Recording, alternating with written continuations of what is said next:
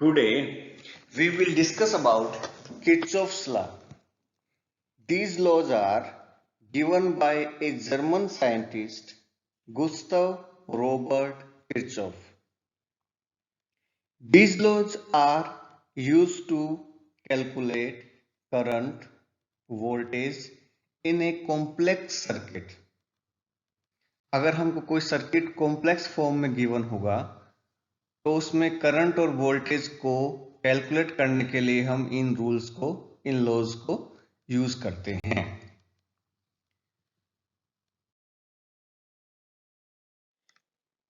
Kirchhoff's first law और current law और junction rule.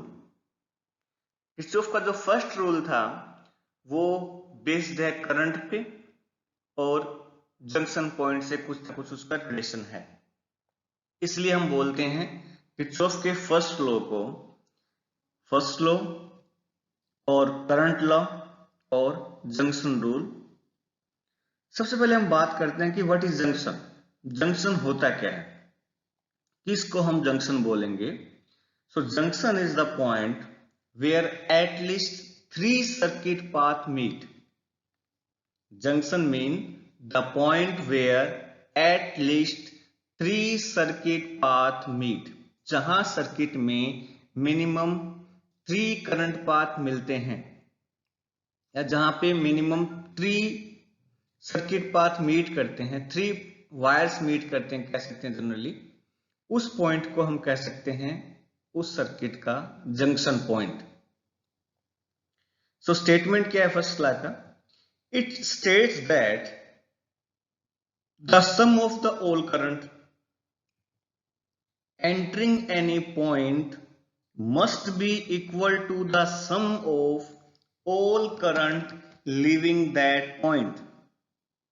Again, it states that sum of all the currents entering any point must be equal to the sum of all currents leaving that point.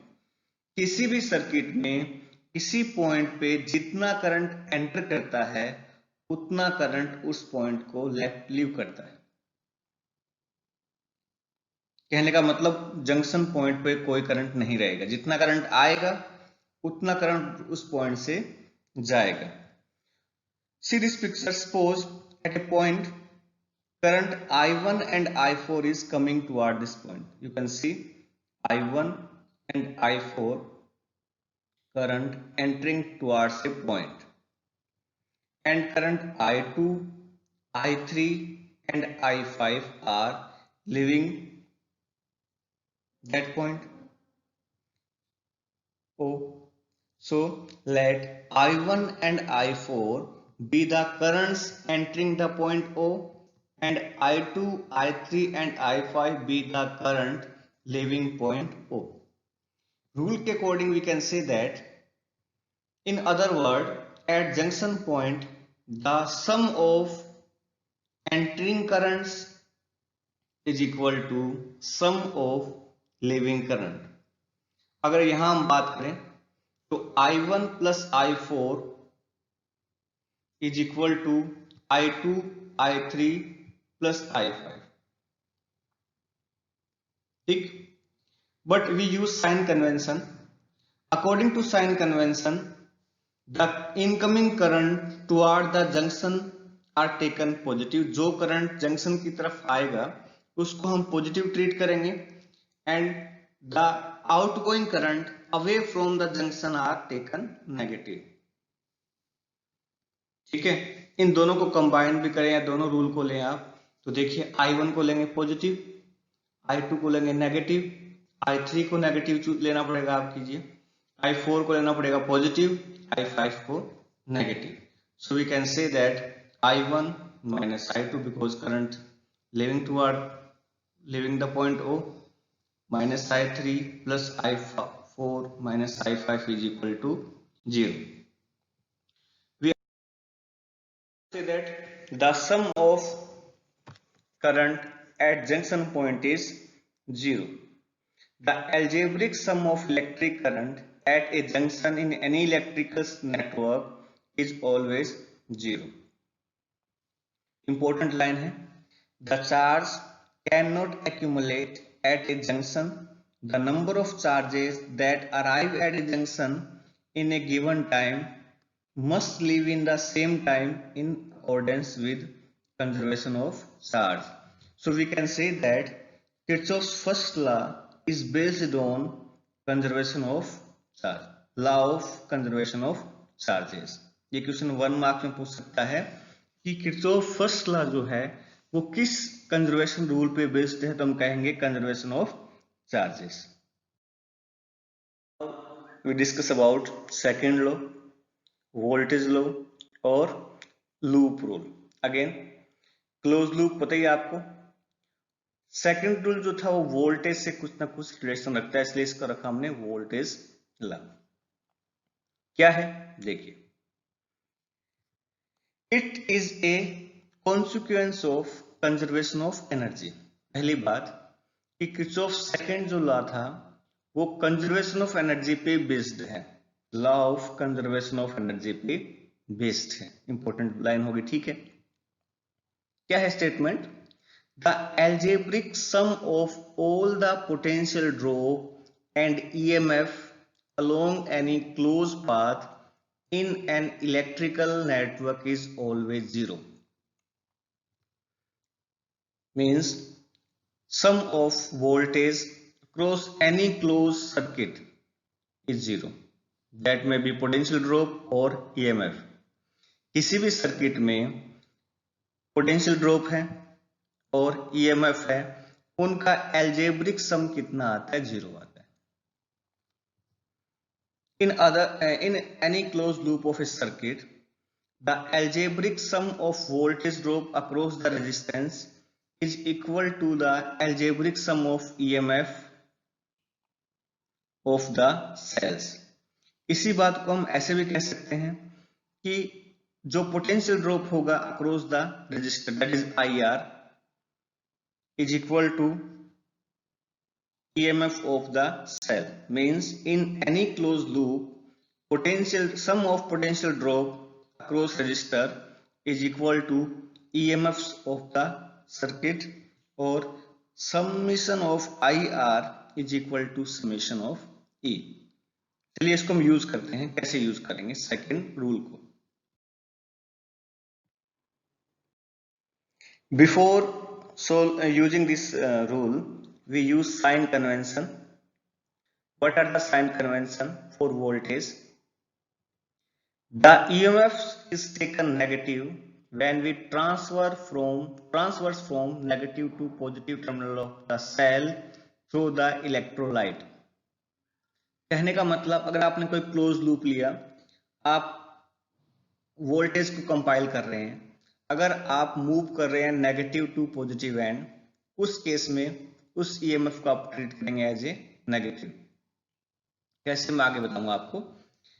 First, अगर आप move करें किसी close circuit में negative to positive, तो उस EMF को आप लेंगे negative. Second, the EMF is taken positive when we transverse from positive to negative terminal of the cell through the electrolyte. Again same, अगर आप मूव कर रहे हैं पॉजिटिव टू नेगेटिव, तब EMF को आप लेंगे positive. Third, potential drop across resistance is taken negative if transversing opposite। अगर हम जहां मूव कर रहे हैं वो करंट के अपोज है, तब हम IR जो है पोटेंशियल ड्रॉप अक्रॉस रेजिस्टेंस उसको नेगेटिव लेंगे। बट अगर हम ट्रांसवर्स कर रहे हैं along the direction of current, so potential drop across resistance is taken positive. अगर हम साथ साथ मूव कर रहे हैं करंट के, तब IR की वैल्यू लेंगे हम पॉजिटिव। चलिए इसको हम और डीपली स्टडी करेंगे जब हम इसको यूज करेंगे तब। जनरली रूल क्या कहता है, देखिए एक रेजिस्टेंस है, एक R रेजिस्टेंस था, उसमें करंट I फ्लो कर रहा है, तो आप देखिए कि जो पोटेंशियल ड्रॉप होगा वो होगा IR। पोटेंशियल ड्रॉप क्या होगा, IR होगा। करंट कहां से कहां फ्लो करता है, high potential to lower potential, तो इट मीन्स ये क्या होगा, हायर पोटेंशियल, ये क्या होगा, लोअर पोटेंशियल। ठीक, if we move left to right in above case, अगर हम लेफ्ट से राइट की तरफ मूव करें, देखिए हम लेफ्ट से कहां जा रहे हैं, राइट की तरफ, तो ये लोअर पोटेंशियल था, ये क्या है, हायर पोटेंशियल। हम कहां से कहां मूव कर रहे हैं, लोअर टू हायर पोटेंशियल, लो से हाई जा रहे हैं, लोअर पोटेंशियल से हायर पोटेंशियल जा रहे हैं। इस केस में इसको लेंगे प्लस आई आर, क्योंकि हम लोअर से हायर पोटेंशियल की तरफ मूव कर रहे हैं। अगर हम मूव करें राइट टू लेफ्ट, इस साइड से इस साइड, तो हम मूव कर रहे हैं higher potential to lower potential, तो इस वोल्टेज की वैल्यू लेंगे हम माइनस आई आर। ये है पोटेंशियल के बेस पे। अगर हम मूव करते हैं हायर टू लोअर पोटेंशियल तो नेगेटिव लेंगे, लोअर टू हायर पोटेंशियल तो पॉजिटिव लेंगे। ये रूल अलग है, सेम ही बात है, लेकिन जब हम यूज करेंगे तब देखेंगे सब एक ही बात है। ये फॉर एग्जाम्पल एक सेल गिवन है, EMF है इसका, लेकिन किस केस में इसको प्लस लें, किस में इसको लें माइनस। फर्स्ट केस में देखिए हम मूव कर रहे हैं इस साइड, हम करेंगे lower end to higher end, तो इसको लेंगे प्लस ई लेंगे। इस वाले केस में हम मूव कर रहे हैं इस साइड, तो हम जा रहे हैं higher potential end to lower potential end, so उसको लेंगे माइनस ई। ठीक, now we apply second law in this circuit diagram.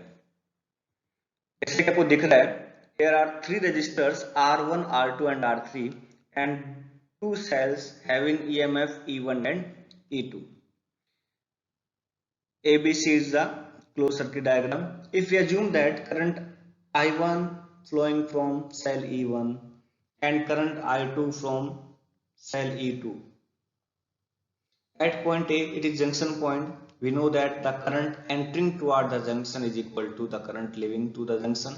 So the current from point A will be I1 plus I2. Again, C is the junction point. We know that the current entering toward the junction is equal to current leaving to the junction. So I1 and I2 current आया, तो वापस कितना जाएगा, current I2 from C to D and current I1 from C to B. तो ये हमारा circuit बिल्कुल correct है, क्योंकि हमने करंट डिस्ट्रीब्यूशन बिल्कुल करेक्ट किया है। जितना करंट सेल से आया था उतना करंट उसके पास वापस पहुंच गया, तो हमारा करंट डिस्ट्रीब्यूशन बिल्कुल करेक्ट है। अब हमको इस पे सेकंड रूल अप्लाई करना है। So we choose loop ABCA। ABCA पर आपको सेकंड लॉ अप्लाई करना है। तो हमारे पास दो रूल थे, एक तो पोटेंशियल रूल था कि इंक्रीजिंग पोटेंशियल को लेंगे पॉजिटिव लेंगे, डिक्रीजिंग पोटेंशियल को नेगेटिव लेंगे, और एक साइन कन्वेंशन था जिसके अकॉर्डिंग हमने कहा था कि अगर हम थ्रू द इलेक्ट्रोलाइट मूव करते हैं सेल में पॉजिटिव टू नेगेटिव, तो सेल को लेंगे पॉजिटिव। अगर हम मूव करते हैं along the direction of current, तो पोटेंशियल ड्रॉप जो होगा उसको भी क्या लेंगे, पॉजिटिव लेंगे। चलिए देखते हैं इसको। ABCA, ABCE, ए से जब बी की तरफ गए थ्रू इलेक्ट्रोलाइट कह सकते हैं इसको, तो सेल कहां से कहा जा रहा है, पॉजिटिव टू नेगेटिव, तो सेल को लेंगे पॉजिटिव, तो प्लस E1 लेंगे। R1 है रेजिस्टेंस, करंट कितना है इसमें I1, तो I1 R1 क्या होगा, पोटेंशियल ड्रॉप होगा अक्रॉस द रेजिस्टेंस R1। हम जा रहे हैं A से B की तरफ, करंट हमारे आ रहा है अपोजिट, तो लेंगे इसको negative, minus I1 R1। B से C की तरफ गए, कोई दिक्कत नहीं है, नहीं कुछ ना कुछ। C से जब A की तरफ गए, हम जा रहे हैं करंट के अपोजिट, तब इसको भी क्या लेंगे, नेगेटिव, तो लिखेंगे E1 positive minus I1 R1 minus bracket I1 plus I2 total current था इनटू R2। ठीक है, ये हमारे पास जनरल जो साइन कन्वेंशन था उसके अकॉर्डिंग आ गया। अगर हम बात करें पोटेंशियल ड्रॉप की, इक्वेशन एक ही है, इसको आप चाहें तो ऐसे भी लिख सकते हैं, आपने नेगेटिव से मल्टीप्लाई किया तो पॉजिटिव पॉजिटिव। लेकिन अगर हम ये कहें कि हम मूव कर रहे हैं higher potential to lower potential, अगर उसकी टर्म में कहें higher potential to lower potential, तो E1 को क्या लेंगे, नेगेटिव लेंगे। करंट कहां से कहां फ्लो करता है, higher potential to lower potential, और हम कहां से कहां मूव कर रहे हैं, लोअर टू हायर पोटेंशियल, तो I1 R1 को भी पॉजिटिव लेंगे, I1 plus I2 into R2 को भी क्या लेंगे, पॉजिटिव लेंगे। ये हमारे पास सेकंड रूल था कि सम ऑफ IR एंड E का जो सम है वो किसके इक्वल होता है, 0 के इक्वल होता है। सेकंड हमने इसमें ये भी लिखा था कि summation of E EMF is equal to summation of IR, ये भी हमारे पास एक ही बात थी। तो अगर मैं इस E1 को इस साइड ले जाऊं तो प्लस हो जाएगा, तो लिख सकते हैं कि E1 is equal to I1 R1 plus I1 plus I2 into R2 is equal to E1। ये हमारे पास सेम रूल को हमने मॉडिफाई कर दिया। इस इक्वेशन को डायरेक्ट कैसे पता कर सकते हैं, आप देखिए, इस इक्वेशन को डायरेक्ट निकालना है बिना किसी झंझट के। तो इसकी छोटी सी ट्रिक देखिए आप कैसे करेंगे। सबसे पहले क्या कीजिए, जो सर्किट आपको गिवन है उसमें जितने भी I और R का मल्टीप्लाई है उनको इकट्ठा कर लीजिए। IR एक साइड कर लीजिए और E एक तरफ कर लीजिए, ठीक। अब क्या करना है आपको, जो IR आपके फ्लो के अकॉर्डिंग जाए, आप जिस डायरेक्शन में मूव कर रहे हैं, अगर करंट भी उस साइड में मूव करे तब उसको लेंगे पॉजिटिव, अदरवाइज उसको लेंगे नेगेटिव। फॉर एग्जांपल ABCA था, A से B की तरफ गए, करंट हमारे पॉजिटिव है तो माइनस I1 R1 लेंगे, कोई दिक्कत नहीं। करंट हमारे फिर अपोजिट था, जब हम C से A की तरफ गए तब क्या लेंगे, माइनस R2 ब्रैकेट में I1 प्लस I2 लेंगे। ये तो टोटल हमारे पास EMF पोटेंशियल ड्रॉप आ गया, is equal to total EMF। उसके लिए क्या करेंगे, इज इक्वल टू, देखिए लास्ट एंड क्या है इसका, नेगेटिव। जब हम A से B की तरफ जा रहे हैं तो लास्ट एंड क्या है, नेगेटिव आया, तो उसको माइनस E1 लिखेंगे। कैसे लिखेंगे, माइनस E1, दोनों को लिखा आपने नेगेटिव। अगर माइनस कॉमन आया तो सेम इक्वेशन आपको ये मिल जाएगी। जैसा आपको अच्छा लगे वैसा आप कर सकते हैं। सिमिलरली अगर हम ये अप्लाई करें लूप ACDA, अब देखिए मैं कैसे करता हूं इसको। A से C की तरफ जब जाएंगे, करंट हमारे सेम डायरेक्शन में है, तो R2 I1 plus I2 positive आएगा। C से D की तरफ जाएंगे तब I2 R3 क्या है, पॉजिटिव आएंगे। C से जब D की तरफ जाएंगे तो E2 क्या लेंगे आप, पॉजिटिव लेंगे। तो इक्वेशन आप डायरेक्टली भी फाइंड कर सकते हैं।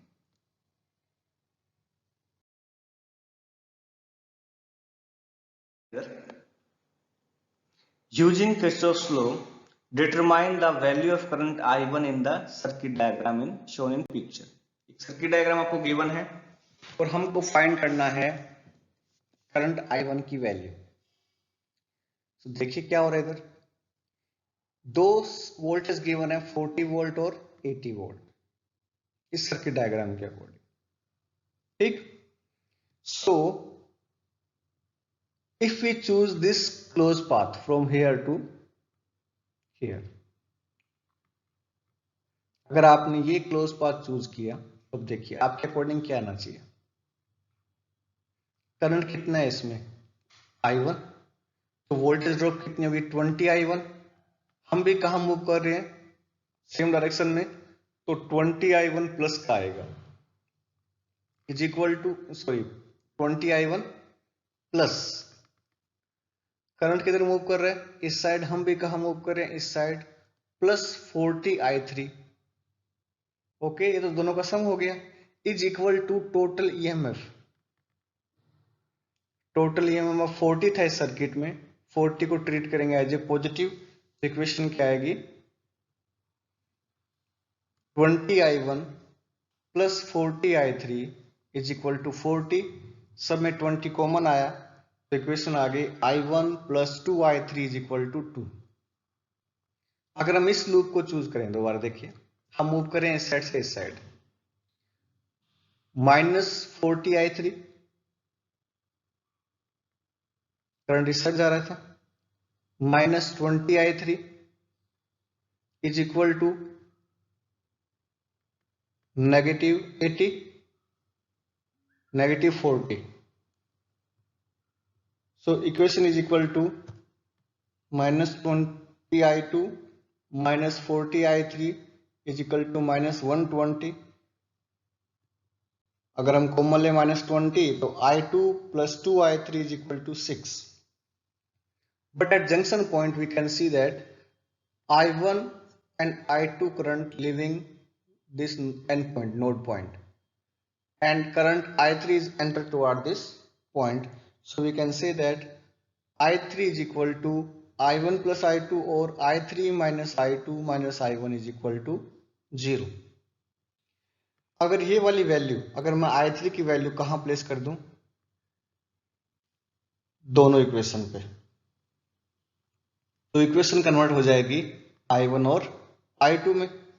ये दो इक्वेशन हमको मिलेंगी अगर हमने I3 की वैल्यू इन दोनों में प्लेस कर दी. तो अब हमको I1 और I2 फाइंड करना है. तो हमने क्या काम किया, इस इक्वेशन को 2 से मल्टीप्लाई किया, सॉरी इस इक्वेशन को 3 से कर दिया क्योंकि 2I2 है, और इसको किससे कर दिया, 2 से किया और सोल्व किया. तो हमारे पास आंसर आया I1 की वैल्यू आई -1.2 एम्पियर और I2 की वैल्यू आई 2.8 एम्पियर.